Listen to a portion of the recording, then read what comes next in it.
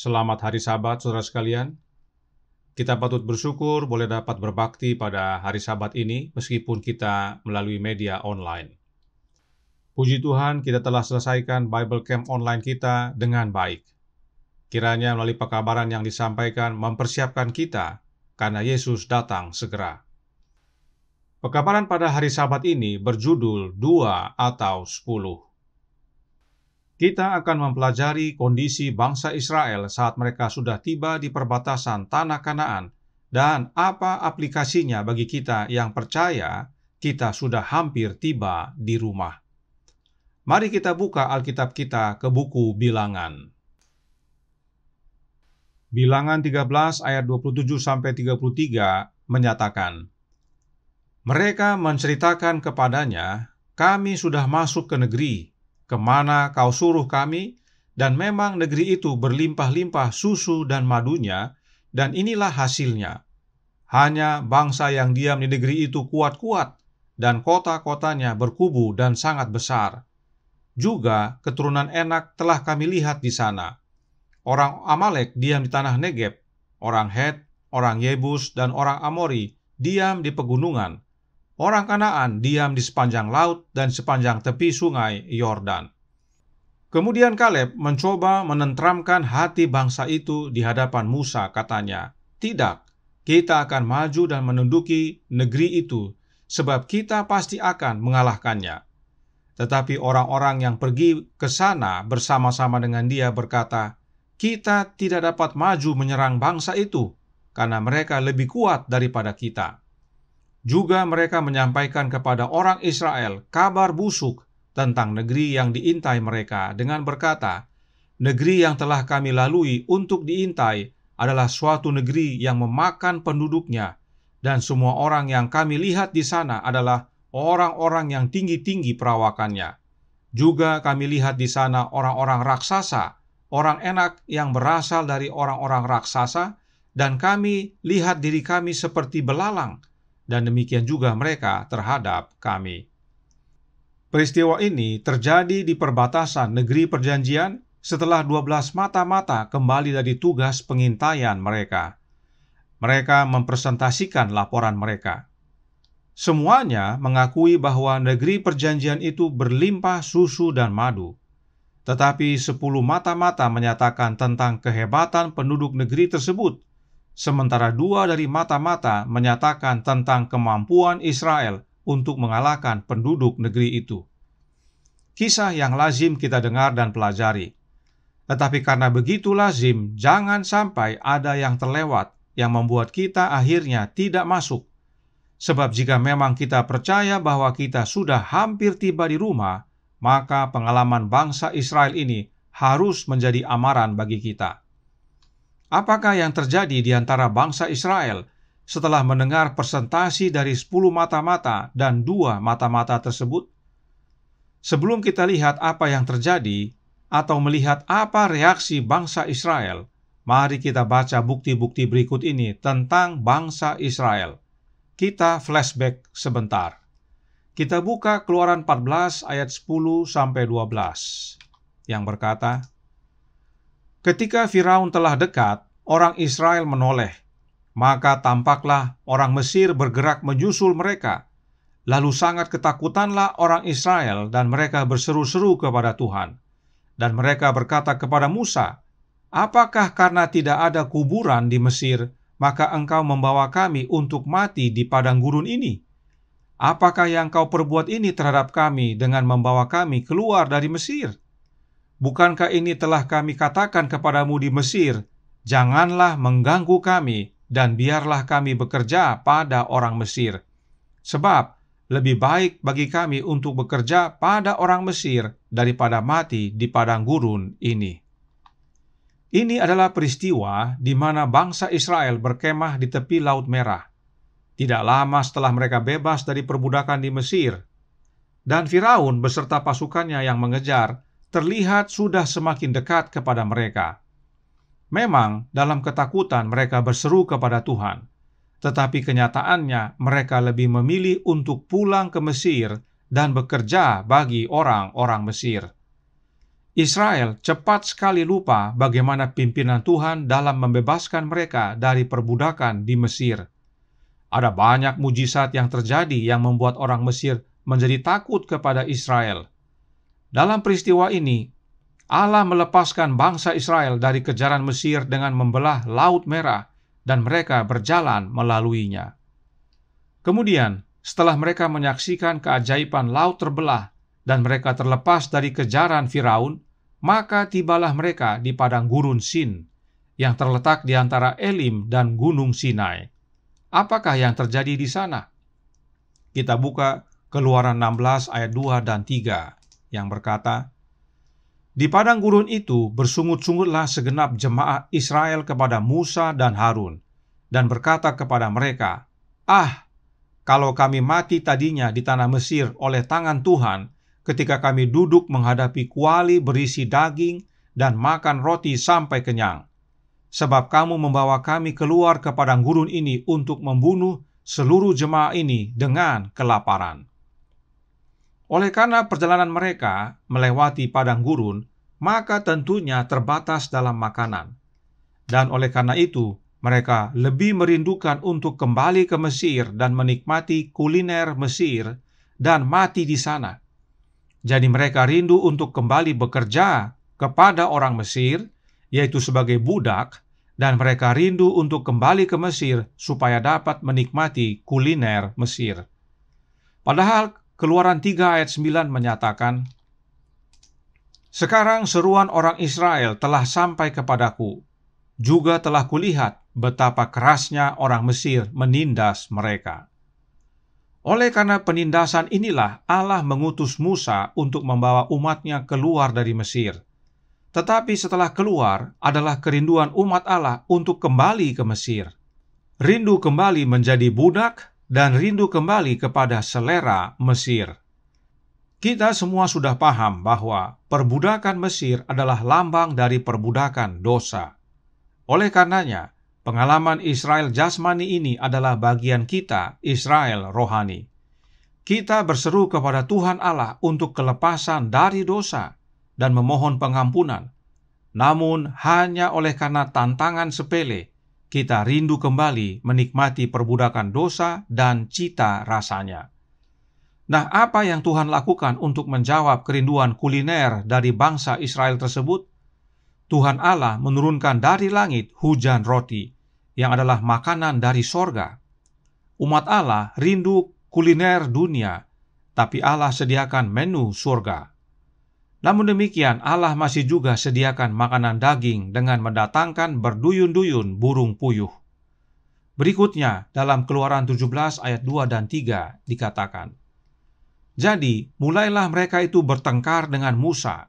Kata mereka, 'Berikanlah air kepada kami, supaya kami dapat minum.' Tetapi Musa berkata kepada mereka, 'Mengapakah kamu bertengkar dengan aku? Mengapakah kamu mencobai Tuhan?' Hauslah bangsa itu akan air di sana. Bersungut-sungutlah bangsa itu kepada Musa dan berkata, 'Mengapa pula engkau memimpin kami keluar dari Mesir untuk membunuh kami, anak-anak kami, dan ternak kami dengan kehausan?' Mereka baru saja melalui pengalaman di padang gurun Sin, di mana akhirnya secara ajaib mereka terima hujan roti dan berduyun-duyun burung puyuh. Namun saat tiba di Rafidim, Israel kembali mengeluh karena tidak ada air. Mereka kembali ungkit-ungkit bahwa seharusnya mereka tidak perlu keluar dari Mesir, sebab bagi mereka keluar dari Mesir adalah kematian. Kemudian Allah menyuruh Musa memukul gunung batu di Horeb, lalu keluarlah air dari dalam batu tersebut sehingga mereka bisa minum. Selanjutnya dalam Keluaran 32 ayat 1-4 menyatakan, "Ketika bangsa itu melihat bahwa Musa mengundur-undurkan turun dari gunung itu, maka berkumpullah mereka mengerumuni Harun dan berkata kepadanya, 'Mari buatlah untuk kami Allah yang akan berjalan di depan kami, sebab Musa ini orang yang telah memimpin kami keluar dari tanah Mesir, kami tidak tahu apa yang telah terjadi dengan dia.' Lalu berkatalah Harun kepada mereka, 'Tanggalkanlah anting-anting emas yang ada pada telinga istrimu, anakmu laki-laki dan perempuan, dan bawalah semuanya kepadaku."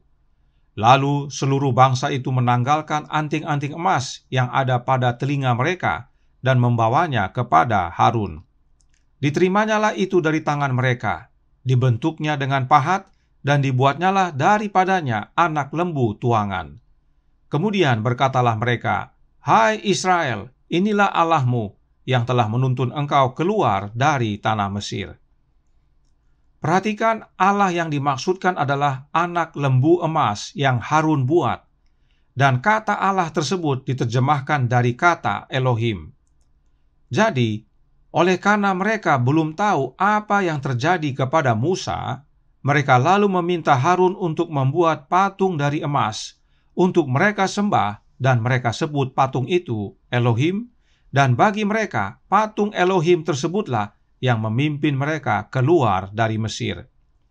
Bangsa Israel rindu untuk kembali menjadi budak Mesir, rindu kembali untuk menikmati kuliner Mesir, serta rindu kembali untuk menyembah Elohimnya orang Mesir, yaitu patung anak lembu emas. Karenanya hati-hati menggunakan kata Elohim. Sebab jika saudara tidak mengenal dengan benar siapa Allah yang benar, maka saudara dijamin mengacu kepada Elohimnya orang Mesir atau kekafiran. Oleh karenanya, menggunakan kata Elohim bukanlah jaminan saudara menyatakan tentang Allah yang benar. Yesus sendiri tidak menggunakan kata Elohim untuk memanggil Bapanya. Perhatikan cara Yesus memanggil satu-satunya Allah yang benar. Kita buka Yohanes 17 ayat 1-3.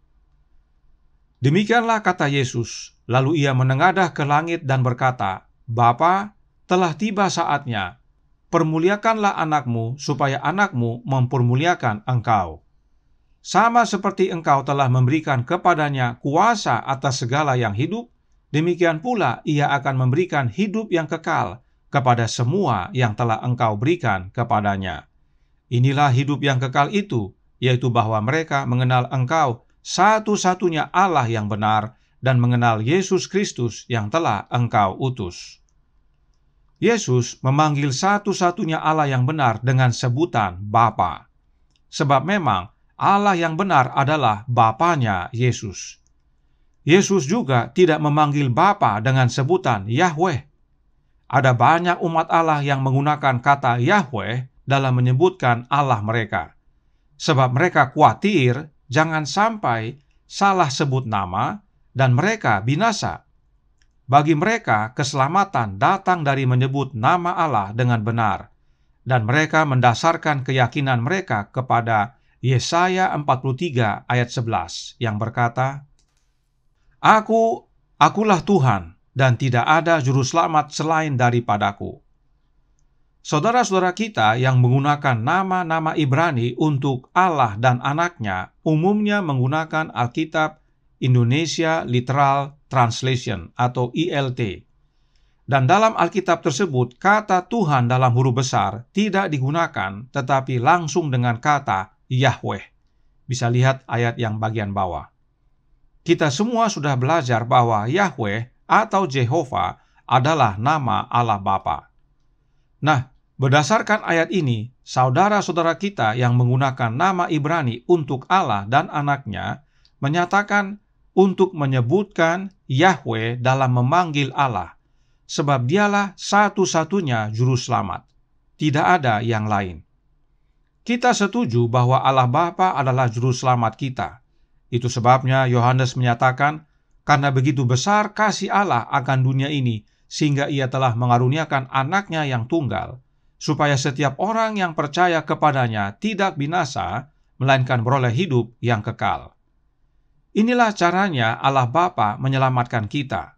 Itu sebabnya Yesaya mencatat yang berikut ini dalam Yesaya 53 ayat 2 dan 5, berkata, "Sebagai taruk ia tumbuh di hadapan Tuhan, dan sebagai tunas dari tanah kering, ia tidak tampan, dan semaraknya pun tidak ada, sehingga kita memandang dia, dan rupa pun tidak, sehingga kita menginginkannya."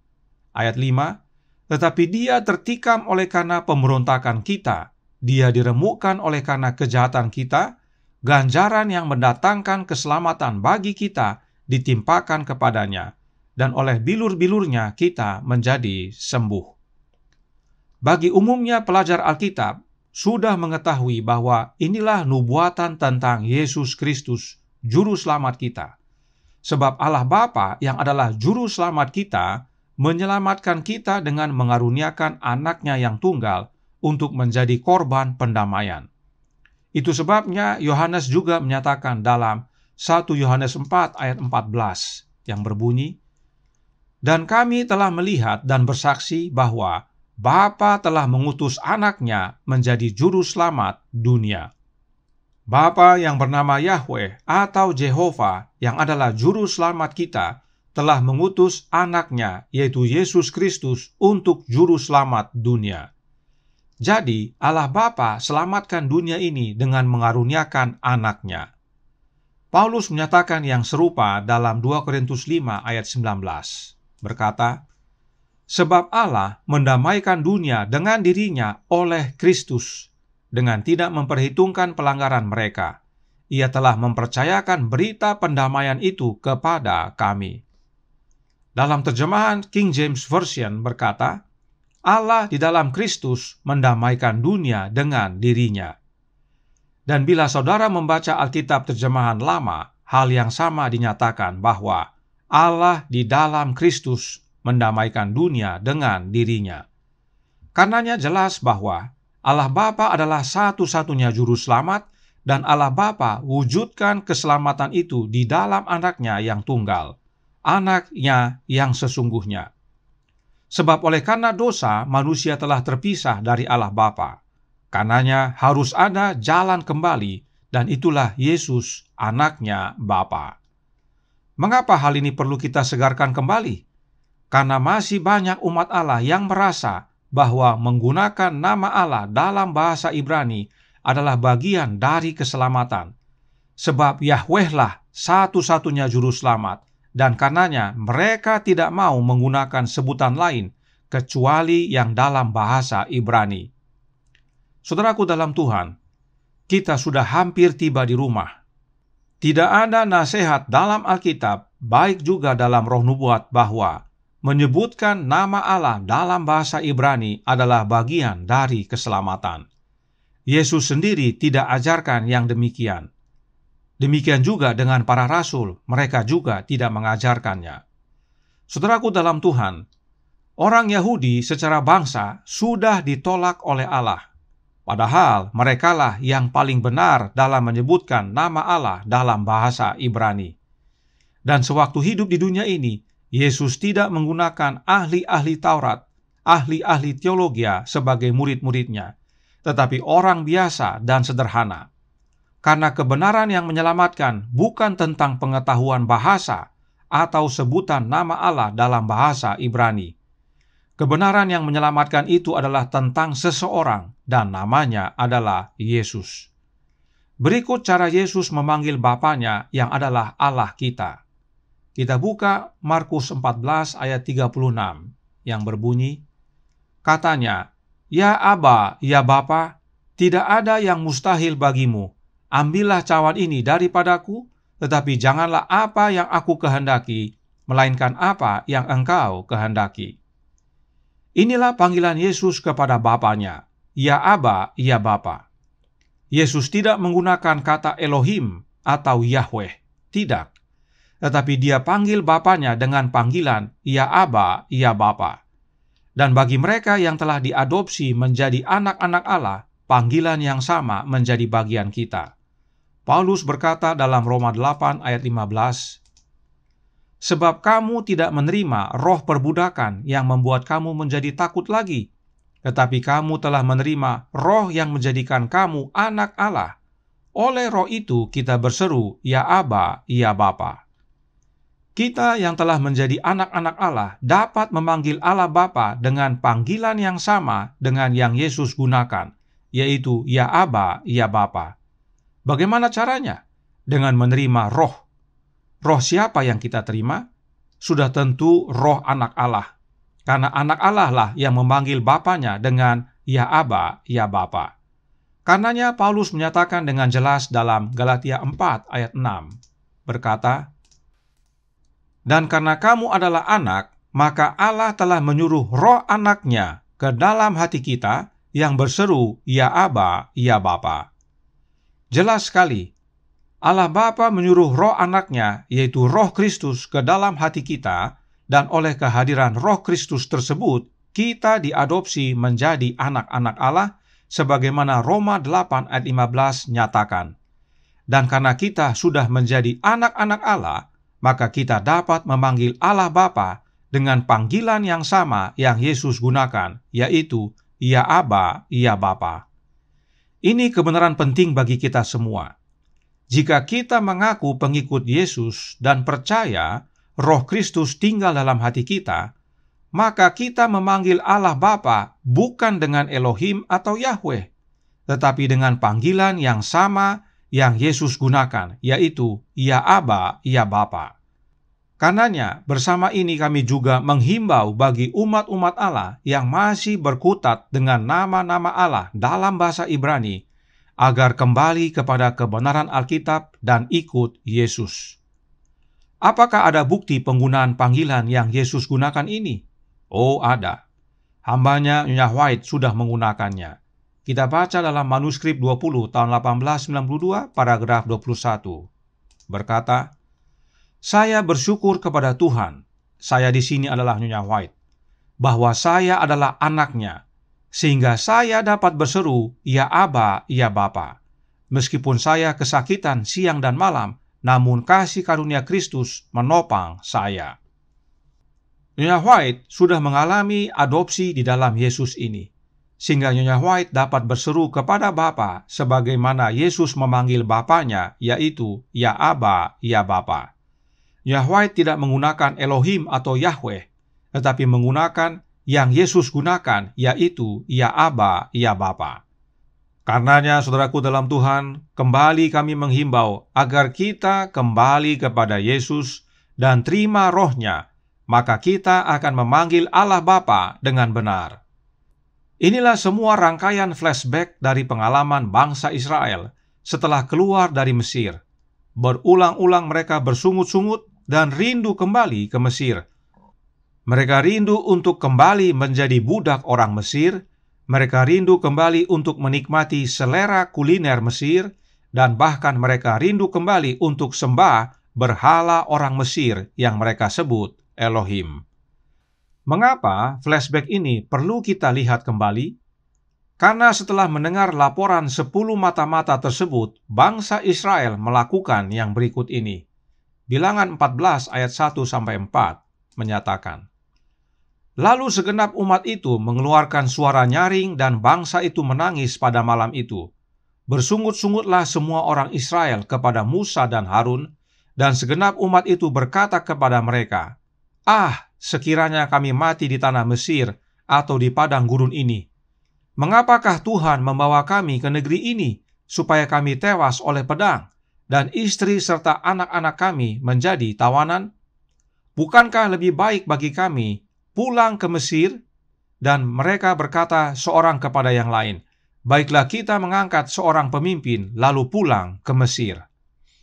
Pertanyaan: apakah bangsa Israel mau kembali ke Mesir hanya karena mendengar laporan dari 10 orang mata-mata tersebut? Oh tidak, saudaraku dalam Tuhan. Kalaupun hanya 2 orang yang mengabarkan kabar busuk tentang negeri perjanjian, bangsa Israel akan tetap minta kembali pulang ke Mesir. Kenapa? Sebab bukan karena banyaknya yang memberitakan kabar busuk, tetapi kerinduan untuk kembali ke Mesir sudah menjadi darah daging mereka. Sehingga apapun alasan yang ada, mau sedikit atau banyak, mereka akan tetap gunakan sebagai dasar untuk kembali ke Mesir. Bukankah hal yang sama terjadi dalam kehidupan kita? Karena kedagingan kita adalah dosa, maka tidak perlu alasan yang besar dan kuat, cukup yang kecil dan ringan, maka kita akan kembali ke Mesir. Cukup satu gosip, maka banyak yang rindu kembali ke Mesir serta menyalahkan pimpinan. Dan umumnya yang rindu pulang ke Mesir ini punya pemimpin baru. Kalau seandainya kembali ke Mesir dengan cara diam-diam dan hanya seorang diri, masih bisa dimaklumi meskipun tidak perlu. Tetapi yang lazim terjadi adalah kembali ke Mesir dengan mengajak dan atau mempengaruhi orang lain agar sama-sama kembali ke Mesir, serta menyalahkan orang yang sudah mengarahkan mereka untuk keluar dari perbudakan, dan dalam hal ini adalah perbudakan Trinitas. Sudah banyak bukti kebenaran yang sejati yang dimengerti, tetapi begitu ada kabar busuk, langsung bereaksi dan ambil ancang-ancang mau kembali ke Mesir. Jika hal ini adalah pengalaman saudara, jangan kaget. Sejarah berulang. Allah menunjuk Musa untuk pimpin umat-umatnya keluar dari perbudakan, tetapi dipersalahkan. Mereka mau angkat pemimpin baru untuk kembali ke Mesir. Hal yang sama terjadi dalam pergerakan Allah yang benar ini. Tidak jarang mereka yang telah menolong sesamanya untuk bebas dari perbudakan Trinitas malah dipersalahkan oleh karena kerinduan mereka untuk kembali ke Mesir.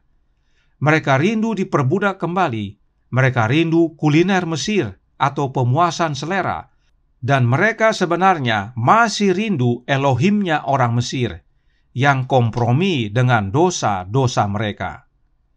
Elohimnya orang Mesir tidak pernah menegur kesalahan mereka. Elohimnya orang Mesir tidak pernah mengamarkan mereka untuk bertobat. Elohimnya orang Mesir tidak pernah pusing dengan dosa-dosa kesayangan mereka. Elohimnya orang Mesir adalah do what thou wilt, atau bikin yang kamu mau. Itu sebabnya mereka rindu kembali. Adakah ini masih menjadi bagian hidup kita? Jika ya, maka tidak ada artinya kita berkata hampir tiba di rumah. Sebab hati kita masih terpaut kepada Mesir. Kita mau agar meski tiba di rumah, tapi Mesir masih di bawah. Kita terima kebenaran non-Trinitas, tapi masih simpan kerinduan Trinitas. Kenapa? Sebab di Trinitas umumnya kompromi, sementara di non-Trinitas banyak sekali nasihat, himbauan, dan bahkan teguran. Dan kondisi kompromi ini berbahaya.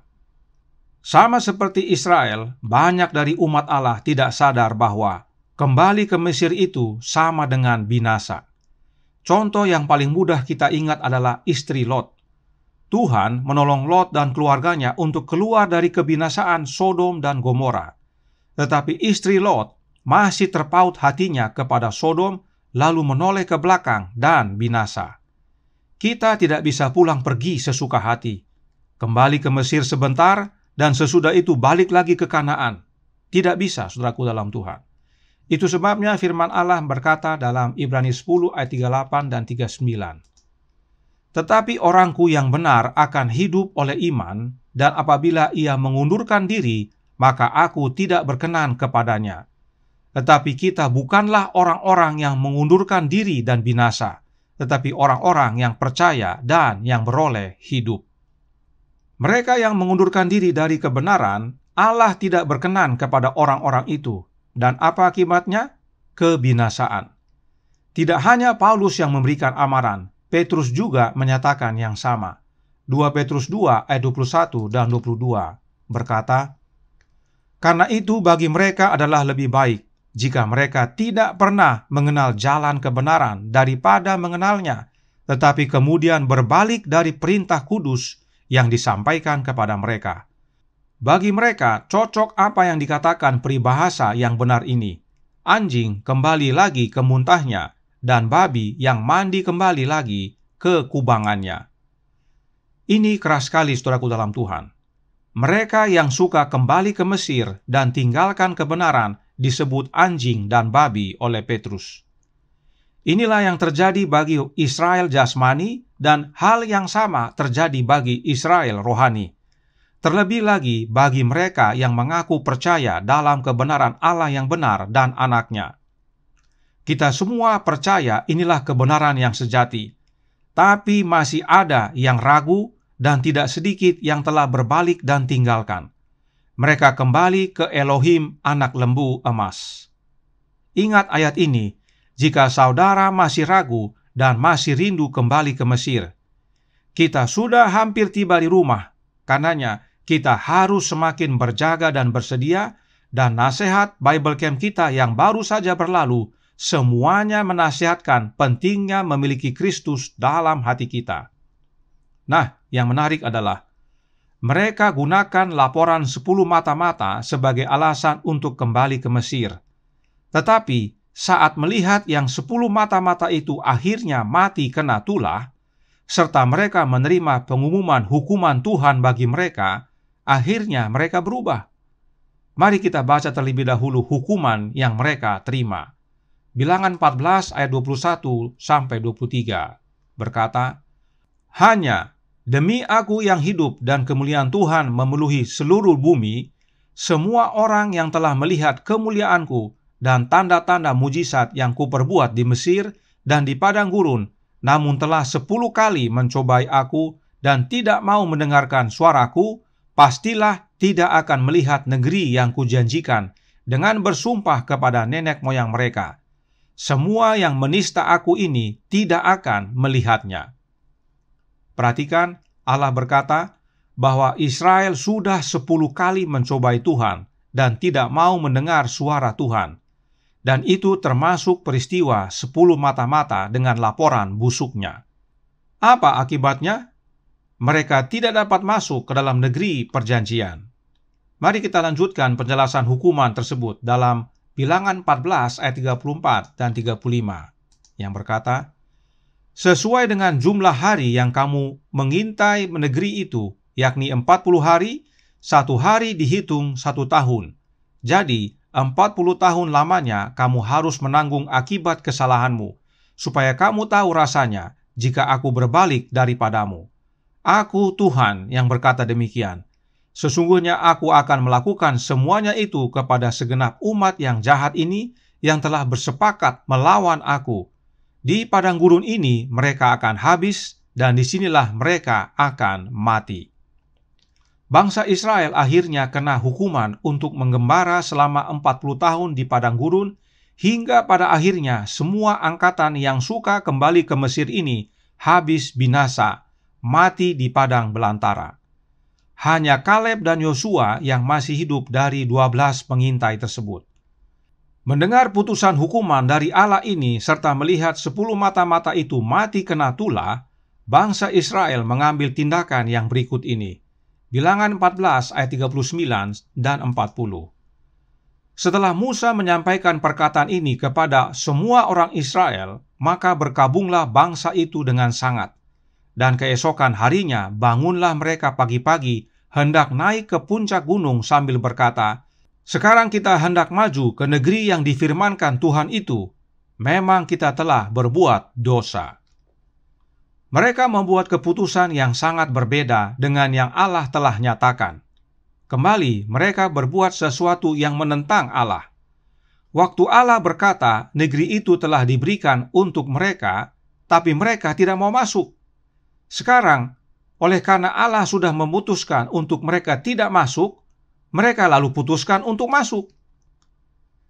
Pada saat Tuhan berkenan untuk mereka temui dan bahkan memelihara mereka, mereka malah bersungut dan mencobai Tuhan. Mereka menolak untuk mendengarkan suara Tuhan. Sekarang, setelah Tuhan tidak berkenan ditemui dan jatuhkan hukuman, mereka lalu bertindak seolah-olah mereka sudah bertobat dan melakukan sesuatu yang Tuhan tidak perintahkan. Saudaraku dalam Tuhan, apakah pelajaran dari situasi ini? Ini adalah pelajaran tentang hari pendamaian dan peran pengantaraan. Mari kita baca ayatnya yang terdapat dalam Bilangan 14 ayat 12. Tuhan berkata, "Aku akan memukul mereka dengan penyakit sampar dan melenyapkan mereka, tetapi engkau akan kubuat menjadi bangsa yang lebih besar dan lebih kuat daripada mereka." Ini adalah pernyataan Tuhan kepada Musa oleh karena persungutan mereka kepada Dia, di mana mereka mau kembali ke Mesir. Tuhan hendak melenyapkan mereka. Lalu majulah Musa mengantarai. Mari kita baca dalam Bilangan 14 ayat 13-19. Lalu berkatalah Musa kepada Tuhan, "Jikalau hal itu kedengaran kepada orang Mesir, padahal engkau telah menuntun bangsa ini dengan kekuatanmu dari tengah-tengah mereka, mereka akan bercerita kepada penduduk negeri ini yang telah mendengar bahwa engkau, Tuhan, ada di tengah-tengah bangsa ini dan bahwa engkau, Tuhan, menampakkan dirimu kepada mereka dengan berhadapan muka, waktu awanmu berdiri di atas mereka, dan waktu engkau berjalan mendahului mereka di dalam tiang awan pada waktu siang dan dalam tiang api pada waktu malam. Jadi, jikalau engkau membunuh bangsa ini sampai habis, maka bangsa-bangsa yang mendengar kabar tentang engkau itu nanti berkata, oleh karena Tuhan tidak berkuasa membawa bangsa ini masuk ke negeri yang dijanjikannya dengan bersumpah kepada mereka, maka ia menyembelih mereka di padang gurun. Jadi sekarang, biarlah kiranya kekuatan Tuhan itu nyata kebesarannya, seperti yang kau firmankan. Tuhan itu berpanjangan sabar dan kasih setianya berlimpah-limpah. Ia mengampuni kesalahan dan pelanggaran, tetapi sekali-kali tidak membebaskan orang yang bersalah dari hukuman. Bahkan ia membalaskan kesalahan bapa kepada anak-anaknya, kepada keturunan yang ketiga dan keempat. Ampunilah kiranya kesalahan bangsa ini sesuai dengan kebesaran kasih setiamu, seperti engkau telah mengampuni bangsa ini mulai dari Mesir sampai kemari. Inilah doa pengantaran Musa kepada Allah Bapa agar umatnya tidak dibinasakan, agar Allah Bapa mengampuni umat-umatnya. Sebab itulah nama Allah pada waktu Bapa menyatakan kepada Musa. Lalu Allah Bapa menjawab dalam Bilangan 14 ayat 20-23. Berfirmanlah Tuhan, aku mengampuninya sesuai dengan permintaanmu. Hanya demi aku yang hidup dan kemuliaan Tuhan yang memenuhi seluruh bumi. Semua orang yang telah melihat kemuliaanku dan tanda-tanda mujizat yang kuperbuat di Mesir dan di padang gurun, namun telah 10 kali mencobai aku dan tidak mau mendengarkan suaraku, pastilah tidak akan melihat negeri yang kujanjikan dengan bersumpah kepada nenek moyang mereka. Semua yang menista aku ini tidak akan melihatnya. Allah Bapa mendengar doa pengantaran Musa dan ampuni umatnya, tetapi hukuman tetap berjalan. Inilah makna hari pendamaian dari pengalaman tersebut. Musa sebagai pengantara adalah lambang Yesus yang adalah pengantara kita yang sejati. Sekarang ini adalah masa pemeriksaan itu.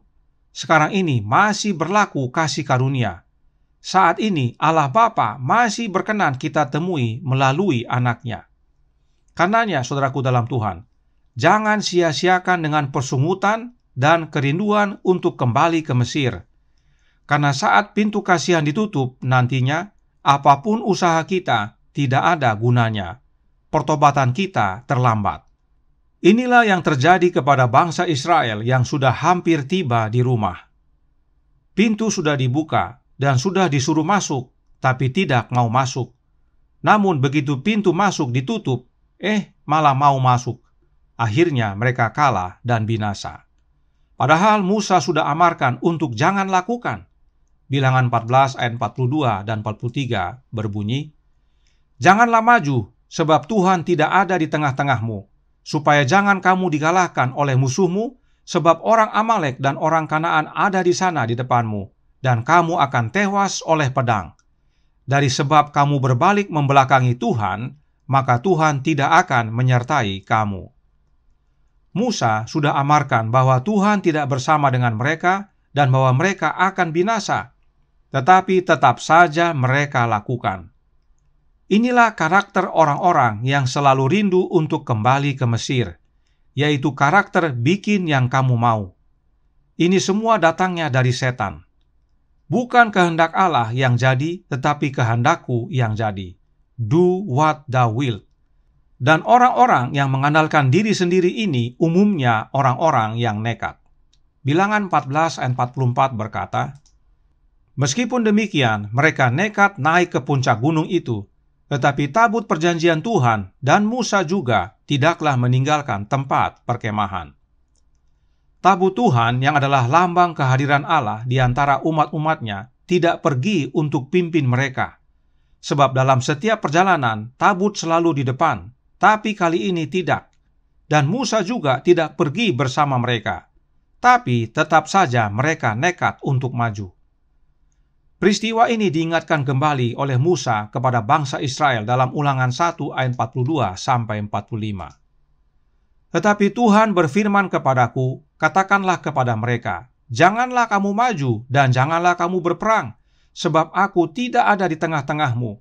Nanti kamu terpukul kalah oleh musuhmu. Dan aku berbicara kepadamu, tetapi kamu tidak mendengarkan. Kamu menentang titah Tuhan. Kamu berlaku terlalu berani dan maju ke arah pegunungan. Kemudian orang Amori yang diam di pegunungan itu keluar menyerbu kamu, dan mereka mengejar kamu seperti lebah dan mengalahkan kamu dari Seir sampai Horma. Lalu kamu pulang dan menangis di hadapan Tuhan. Tetapi Tuhan tidak mendengarkan tangisanmu dan tidak memberi telinga kepada suaramu. Saudaraku dalam Tuhan, apa yang Musa sampaikan tadi bukanlah dari dirinya, tetapi dari Tuhan, bahwa jangan maju sebab Allah tidak pimpin mereka. Bisa lihat, begitu besar kasih Allah kepada umatnya. Meskipun Allah sudah jatuhkan hukuman, tetap saja Dia pelihara. Dia bilang jangan. Tapi mereka tetap saja tidak menurut.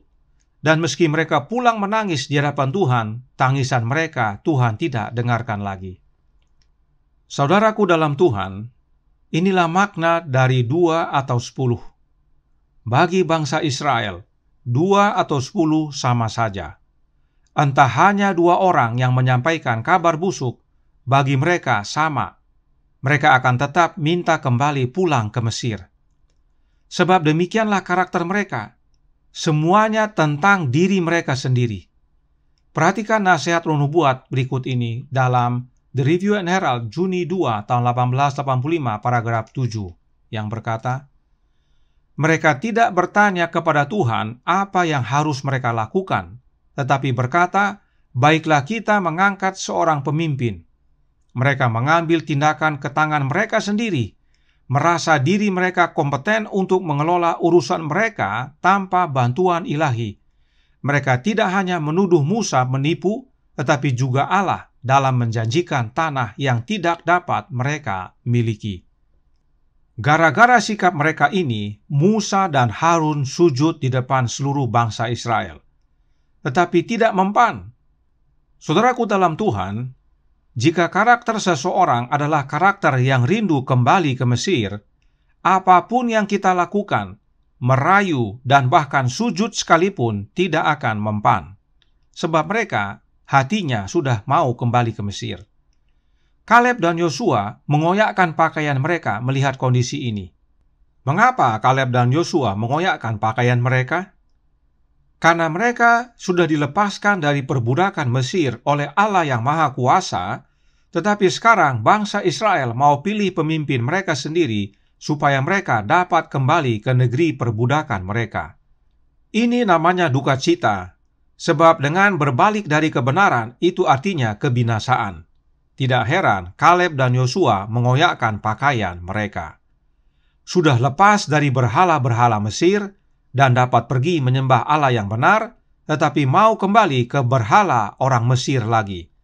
Dan ini masih terjadi di zaman sekarang ini. Sudah mengenal Allah yang benar dan anaknya, tetapi banyak yang masih mau kembali ke Mesir. Kemudian Roh Nubuat melanjutkan dalam The Review and Herald Oktober 29 tahun 1903 paragraf 11. Berkata, jika hanya kedua orang itu yang membawa kabar busuk, dan ke-10 orang itu mendorong mereka untuk menduduki negeri itu atas nama Tuhan, mereka masih akan mengambil nasihat dari yang 2 orang daripada yang 10, karena ketidakpercayaan mereka yang jahat. Jadi, apakah hanya 2 orang yang kabarkan berita busuk atau yang 10 orang, sama saja. Mereka akan tetap minta kembali ke Mesir. Sebab bukan karena banyaknya yang menyatakan kabar busuk, tetapi karena ketidakpercayaan mereka yang jahat. Artinya, hati mereka jahat. Saudaraku dalam Tuhan, kita semua percaya bahwa kita sudah hampir tiba di rumah. Kita sudah di perbatasan. Apakah ada mata-mata yang sudah masuk melihat dan kembali melaporkan? Oh, tentu ada. Membina Keluarga Bahagia, halaman 522, paragraf pertama, melaporkan. Di sana saya melihat rumah-rumah yang indah-indah, tampaknya seperti perak di atas 4 tiang yang ditaburi dengan mutiara. Bukan kepalang indahnya kelihatan. Rumah-rumah ini adalah untuk didiami para orang kudus. Dalam tiap-tiap rumah ada satu rak yang dibuat dari emas. Saya melihat banyak orang saleh masuk ke dalam rumah-rumah itu. Dibukanya mahkota yang gemerlapan, diletakkannya di atas rak emas itu, kemudian pergi keluar ke tanah lapang dekat rumah untuk melakukan sesuatu. Tetapi bukan seperti yang orang perbuat dengan tanah di sini. Bukan. Suatu cahaya yang indah bersinar keliling kepala mereka, dan mereka selalu bersorak dan memuji Allah. Selanjutnya dalam halaman 523 paragraf 1. Saya melihat juga padang yang lain penuh dengan segala macam bunga, dan bila saya memetiknya, saya berkata, dia tidak akan pernah layu. Sesudah ini saya melihat tanah yang datar dengan rumput yang tinggi, amat indah pada pemandangan mata. Warnanya kehijau-hijauan dan merupakan bayangan perak dan emas, sementara berombak-ombak dengan megahnya untuk memuliakan Raja Yesus. Kemudian kami masuk ke dalam satu padang datar yang penuh dengan segala jenis binatang, seperti singa, domba, harimau kumbang, dan serigala. Semuanya ada bersama-sama dalam damai. Kemudian dalam halaman 523 paragraf 2 dikatakan, kami berjalan dari tengah-tengahnya, dan diikutinya kami baik-baik dari belakang. Kemudian kami masuk ke hutan gelap seperti yang ada di sini. Bukan, melainkan terang seluruhnya dan indah. Dahan-dahan pohon-pohon melambai-lambai ke sana kemari, dan kami sekalian berseru, kami akan tinggal sejahtera dalam belantara ini dan tidur di hutan. Masih banyak lagi catatan roh nubuat tentang kemuliaan dunia baru yang Nyonya White saksikan. Namun ini sudah cukup memberikan gambaran, khususnya bagi yang percaya bahwa kita sudah hampir tiba di rumah. Karenanya roh nubuat menasihatkan dalam The Adventist Home halaman 549 paragraf 3 berkata, kita hidup dalam periode paling serius dalam sejarah bumi ini. Tidak pernah ada waktu untuk berbuat dosa. Selalu berbahaya untuk melanjutkan pelanggaran. Kita sekarang berada di perbatasan dunia abadi dan berdiri dalam hubungan yang lebih serius dengan waktu dan kekekalan daripada sebelumnya. Sekarang biarlah setiap orang menyelidiki hatinya sendiri dan memohon sinar terang matahari kebenaran untuk mengusir semua kegelapan rohani dan membersihkan dari kekotoran batin. Perhatikan saudaraku dalam Tuhan, dikatakan agar setiap orang menyelidiki hatinya sendiri. Kenapa? Sebab saat inilah hari pendamaian. Saat ini Yesus masih berperan menjadi pengantara kita, imam besar kita di hadapan Bapa. Sama seperti Musa tadi kepada Allah Bapa. Itu sebabnya Yesuslah matahari kebenaran kita. Oleh kehadiran sinarnya, rohnya hadir dalam hati kita, membersihkan hati kita, mengusir kegelapan, membersihkan kotoran. Yesuslah yang dapat membersihkan hati kita. From Heaven with Love halaman 100 paragraf 2 menekankan, kita tidak dapat dengan sendirinya mengusir kerumunan jahat yang telah menguasai hati.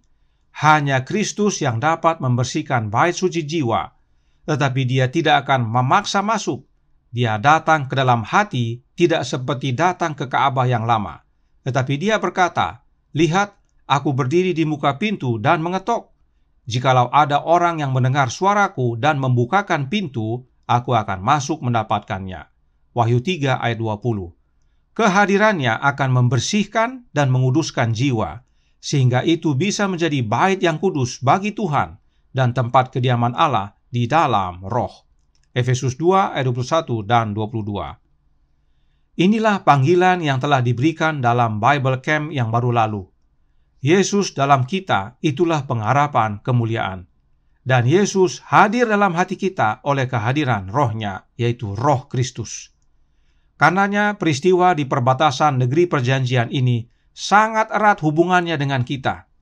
Tidak heran roh nubuat berkata dalam The Review and Herald, Juni 2 tahun 1885, paragraf 20. yang berbunyi, Israel kuno berulang kali diuji dan didapati ringan. Hanya sedikit yang menerima peringatan setia yang diberikan kepada mereka dari Allah. Kegelapan dan ketidakpercayaan tidak berkurang saat kita mendekati waktu kedatangan Kristus yang kedua kali.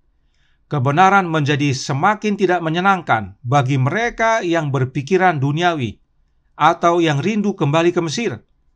Hati mereka lambat untuk percaya dan terlambat untuk bertobat. Hamba-hamba Tuhan mungkin menjadi putus asa jika bukan karena bukti yang terus-menerus diberikan oleh guru mereka tentang kebijaksanaan dan bantuannya. Hanya sedikit yang menerima peringatan Allah, saudaraku dalam Tuhan. Hanya 2 dari 10. Itulah gambarannya. Hal yang sama akan terjadi kembali menjelang Yesus datang kedua kali. Sebab roh nubuat berkata, kegelapan dan ketidakpercayaan tidak berkurang saat kita mendekati waktu kedatangan Yesus yang kedua kali. Kenapa tidak berkurang? Karena bagi mereka yang rindu kembali ke Mesir, kebenaran menjadi tidak menyenangkan bagi mereka. Mereka lambat percaya dan lambat bertobat. Inilah kondisi kita yang berkata hampir tiba di rumah. Berikutnya, dalam Review and Herald Juni 2 tahun 1885, paragraf 22, Nyonya White melanjutkan, ribuan orang akan menerima kebenaran jika mereka dapat melakukannya tanpa menyangkal diri. Artinya, masuk negeri perjanjian tapi masih bawa Mesir. Tetapi golongan ini tidak akan pernah membangun pekerjaan Allah. Mereka-mereka ini tidak akan pernah berbaris dengan gagah berani melawan musuh, yaitu dunia, cinta diri, dan nafsu daging, mempercayai pemimpin ilahi mereka untuk memberi mereka kemenangan. Gereja membutuhkan Kaleb dan Yosua yang setia, yang siap menerima kehidupan kekal dengan syarat ketaatan sederhana dari Allah. Saudaraku dalam Tuhan, tidak perlu kita melihat keluar. Mari kita melihat ke dalam kelompok kita sendiri. Masih ada yang mengaku telah menerima kebenaran ini, tapi mereka tidak dapat menyangkal dirinya. Mereka masih cinta dunia, suka kembali ke Mesir, cinta diri, nafsu daging, dan bahkan tidak percaya pemimpin mereka. Mereka suka dengan selera dunia. Mereka tidak percaya dan bahkan ada yang ragu bahwa Yesus akan pimpin kita kepada kemenangan dan masuk ke dalam negeri perjanjian. Karenanya yang dibutuhkan adalah adanya Kaleb dan Yosua di dalam rombongan umat Allah, yaitu orang-orang yang dengan setia menurut dalam kesederhanaannya kepada Allah Bapa dan Anaknya. Bagi yang rindu kembali ke Mesir, 2 atau 10 sama saja. Tetapi bagi umat Allah yang setia, yang percaya kepada Allah Bapa dan percaya Anaknya yang akan pimpin kita untuk masuk ke negeri perjanjian, 2 atau 10 itu tidak sama. Kita pilih yang 2, yaitu Kaleb dan Yosua. Kita mau menjadi sama seperti Kaleb dan Yosua yang tetap setia dan percaya Yesus pimpin kita, serta menyertai kita sampai kepada akhirnya. Dan Yesus hadir dalam hidup kita oleh kehadiran Roh-Nya dalam hati kita. Karenanya, Nyonya White menuliskan yang berikut ini sebagai penutup. Membina Keluarga Bahagia, halaman 526, paragraf 2, berkata, saya meminta kepadamu untuk mengadakan persiapan bagi kedatangan Kristus di awan-awan dari sorga. Biarlah dari hari ke hari engkau membuangkan dunia ini dari dalam hatimu. Pahamilah melalui pengalamanmu apa artinya mempunyai persahabatan dengan Kristus. Bersedialah pada hari penghukuman bahwa bila mana Kristus datang yang dirindukan oleh mereka yang percaya, kiranya engkau boleh terdapat di antara mereka yang akan bertemu Dia dalam damai. Pada hari itu, orang-orang yang ditebus akan bercahaya dalam kemuliaan Bapa dan Anak. Para malaikat akan memainkan kecapi emas mereka, akan menyambut Raja itu bersama piala-piala kemenangannya, yaitu mereka yang telah dibasuh jubahnya dan dijadikan putih dalam darah Anak Domba. Suatu nyanyian kemenangan dibunyikan, memenuhi segenap sorga. Kristus telah menang. Dia memasuki istana sorga, disertai oleh orang-orang yang telah ditebusnya, menyaksikan bahwa pekerjaan pengorbanan dan penderitaannya tidaklah sia-sia. Bagaimana dengan kita yang percaya sudah hampir tiba di rumah? Adakah kita sudah melakukan persiapan, yaitu dengan memiliki Kristus dalam hati kita oleh kehadiran Roh-Nya? Adakah kita sudah buang dunia dari dalam hati kita? Jika belum, tidak heran, Yesus tidak bisa masuk. Kita mengerti kebenaran, tapi kebenaran itu belum ubahkan hidup kita, karena hati kita masih penuh dengan dunia dan rindu kembali ke Mesir. Karenanya, saudaraku dalam Tuhan, kiranya pekabaran 2 atau 10 ini menjadi pengingat bagi kita, sebagaimana kita menutup tahun ini, bahwa kita hampir tiba di rumah. Lalu buangkan dunia dan terima Yesus. Maka saat Yesus datang kedua kali, kita akan menjadi orang-orang yang bercahaya dalam kemuliaan Bapa dan Anak-Nya. Kita masuk istana sorga dengan Yesus, Raja kita, pemimpin kita, yang telah menyertai kita sejak di dunia ini dalam hati kita hingga tiba di sorga. Tuhan memberkati, saya bawa dalam nama Yesus. Amin. Mari kita berdoa.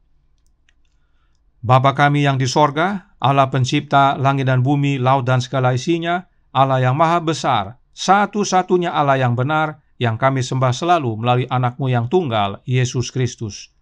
Terima kasih atas nasihat dan teguran pada pagi hari ini. Ini penting bagi kami, yang mengaku percaya kepada satu-satunya Allah yang benar dan Anak-Nya yang tunggal, Yesus Kristus, yang percaya sudah hampir tiba di rumah. Tetapi hati kami masih rindu kembali ke Mesir. Karenanya, tolong kami ya Bapa, curahkan roh Anak-Mu dalam hati ini. Hadirlah dalam hati ini ya Yesus, ubahkan hidup kami menjadi serupa dengan Engkau dalam karakter, karena Kristus dalam kami, itulah pengharapan kemuliaan. Tolong kami ya Bapa, beserta kami sepanjang hari ini kehendak-Mu yang jadi, ampun kami akan dosa dan salah, karena kami berdoa hanya dalam nama Anak Allah yang tunggal, Yesus Kristus, yang adalah Tuhan dan Juru Selamat kami. Amin.